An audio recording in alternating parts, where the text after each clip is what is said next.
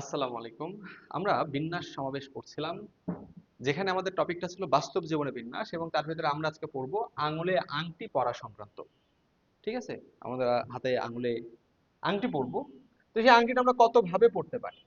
তো আঙুলে আংটি পরা সংক্রান্ত দেখো, প্রশ্নটা বলছে একটি আঙুলে একাধিক আংটি পরা যায়।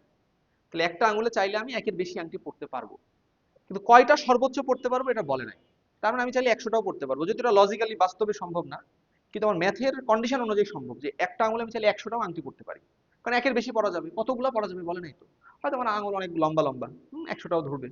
হ্যাঁ, এভাবে ভাবতে হবে আমাদেরকে। এখন বলছে 5টি আঙুলে 11টি আংটি কত উপায়ে পরানো যায়। তাহলে আমার হাতে আংটি কয়টা আছে বলো? 11টা। তাহলে 11টা ঘর করে ফেলি। খেয়াল করো, এখানে আমি 11টা ঘর করেছি। এই 11টা ঘর হচ্ছে 11টা আংটির জন্য।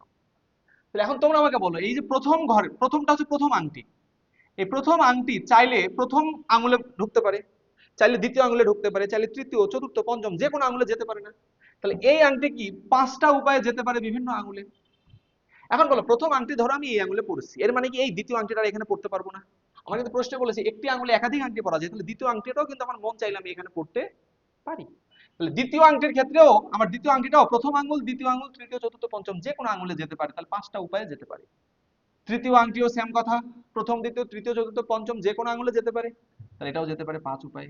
এই আংটিটাও 5 উপায়ে, এটাও 5 উপায়ে, এটাও 5 উপায়ে, এটাও 5, এটাও 5, এটাও 5, এটাও 5, এটাও 5। তার মানে চাইলে 11টা আংটি আমার এই আঙুলে আসতে পারে, এটাও একটা সুযোগ থেকে যাচ্ছে, এটা হতেই পারে, কোনো সমস্যা নাই। তাহলে এই হচ্ছে আমাদের উপায়। আর গণনার গুণন বিধি অনুযায়ী সবগুলো কি করতে হবে? গুণ করে দিতে হবে। সবগুলা গুণ করলে কি হবে? 5 টু দি পাওয়ার 11। ঠিক আছে, এটাই আমাদের অ্যান্সার। এখন এমসিকিউর জন্য আমরা যে শর্টকাটটা শিখেছিলাম সেটা দিয়েও আমরা এটা করতে পারি। কি বললাম? যে সিদ্ধান্ত নেবে সে হবে পাওয়ার, এটা আমরা দেখেছি। তাহলে এখন এখানে বলো, কে সিদ্ধান্ত নিচ্ছে? আঙুল সিদ্ধান্ত নিচ্ছে নাকি আংটি সিদ্ধান্ত নিচ্ছে? দেখো, আমার আঙুল কি সিদ্ধান্ত নেবে এই আংটি তুমি আমার কাছে আসো, এই আংটি তুমিও আসো। এই আঙুল যদি ডাকে, এই আঙুল কি বসে থাকবে? এও তো ডাকতে পারে। তাহলে আঙুলের কিন্তু সিদ্ধান্ত নেওয়ার ক্ষমতাটা নাই। সিদ্ধান্ত নেবে আংটি নিজে, এই আংটি আমি আংটি আমি তোমার ওই আঙুলটাকে আমার পছন্দ হয়েছে, আমি ওই আঙুলে যাব। দ্বিতীয় আংটিরও ওই আঙুলকে পছন্দ হতে পারে, যে কোনো একটা আঙুলকে পছন্দ হতে পারে। তাহলে পছন্দ করছে কি এখানে? আংটি। তাহলে যে পছন্দ করছে সে হবে পাওয়ার। তাহলে পছন্দ করছে কি? আংটি। আংটি কয়টা আছে? 11টা। তাহলে 11টা হবে কি? পাওয়ার।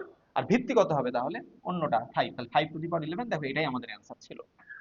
ঠিক আছে, আশা করছি সবাই এটা বুঝতে পেরেছো।